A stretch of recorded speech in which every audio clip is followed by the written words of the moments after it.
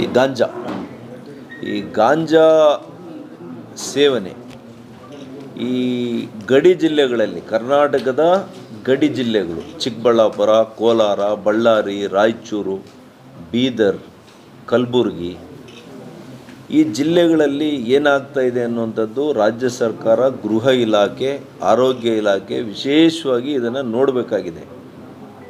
ಮದ್ಯಪಾನ ಏನೋ ಸರ್ಕಾರನೇ ನಿಂತುಬಿಟ್ಟಿದೆ, ಇಷ್ಟು ಟಾರ್ಗೆಟನ್ನು ಕೊಟ್ಬಿಟ್ಟಿದೆ.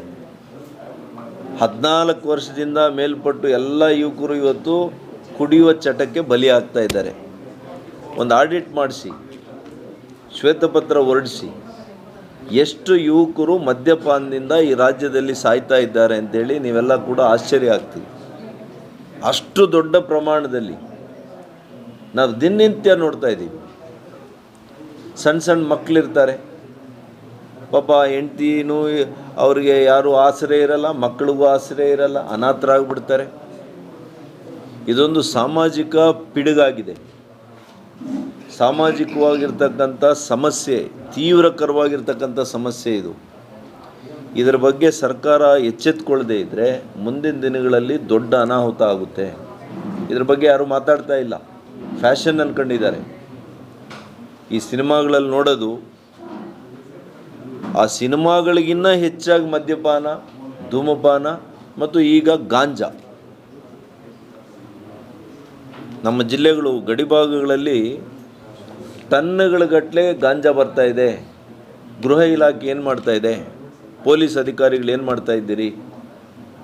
ಪೊಲೀಸ್ ಇಲಾಖೆನೇ ಇವತ್ತು ಅವ್ರ ಜೊತೆ ಸೇರ್ಕೊಂಡು ಇದರಲ್ಲಿ ನಿಮ್ಮ ಒಂದು ಸಹಕಾರ ಇಲ್ಲದೆ ಇದ್ದರೆ ಯಾವ ಕಾರಣಕ್ಕೂ ಟನ್ನುಗಳಗಟ್ಟಲೆ ಗಾಂಜಾ ಬರಲಿಕ್ಕೆ ಸಾಧ್ಯ ಇಲ್ಲ, ಮಾದಕ ವಸ್ತು ಬರಲಿಕ್ಕೆ ಸಾಧ್ಯ ಇಲ್ಲ. ನೀವು ಇದನ್ನು ಗಮನಿಸಿ. ಹೇಳಿದ್ರೆ ಎಲ್ಲ ರಾಜಕಾರಣ ಅಂತೀರಿ, ಇದು ರಾಜಕಾರಣ ಅಲ್ಲ. ಇದು ಜನರ ಬಗ್ಗೆ ಇರತಕ್ಕಂಥ ನಮ್ಮ ಬದ್ಧತೆ, ಅವರ ಒಂದು ಕ್ಷೇಮವನ್ನು ಬಯಸಿ ಅವರ ಆರೋಗ್ಯಯುಕ್ತವಾಗಿರ್ತಕ್ಕಂಥ ಸಮಾಜ ನಿರ್ಮಾಣ ಮಾಡಲಿಕ್ಕೆ ನಮ್ಮ ಅತ್ಯಂತ ಕಳಕಳಿ ಇದು.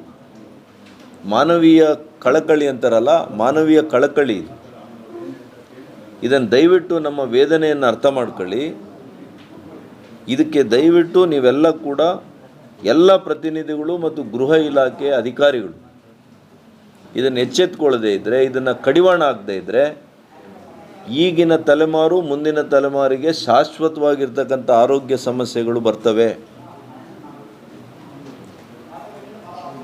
ಮೆದುಳು ಸರಿಯಾಗಿ ಕೆಲಸ ಮಾಡೋದಿಲ್ಲ,